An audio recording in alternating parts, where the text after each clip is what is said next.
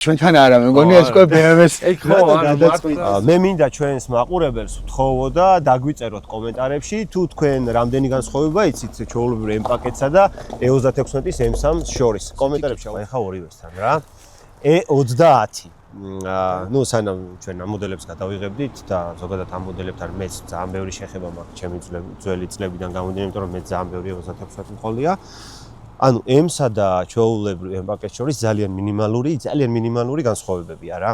მაგრამ ეს არ გვხვდება E30-ში. E30-ს ზუსტად ის ქონდა, რაც დღეს 46-ის M-ს აქვს. დღეს რაც შეეხება E36-ს, ანუ აქ არის ძალიან მინიმალური რაღაც ცოტა განსხვავებები გარეგნულ ვიზუალში. ეს არ იყო E30-ში. ნუ E30-ის გაგრძელება პაკალენია, ხო, E36 რა.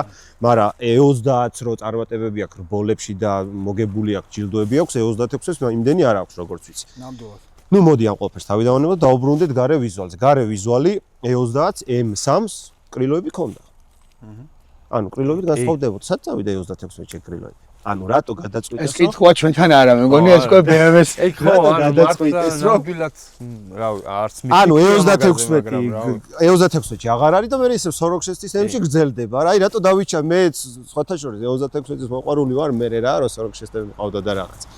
ანუ მე მიყვარს E36, იმიტომ რომ სადღაც 14-15 E36 მყავდა. სხვათა შორის ერთი ამერიკული M3-ის მყავდა. რაც შეეხება, ну, გარე ვიზუალში ვიცით რომ სარკეები განსხვავდება, მე რაც ვიცი და მე კიდე ვიცი რომ წინა შიტოკშიც არის პატარა სხვაობები და უკანა შიტოკის დიფუზორში რა.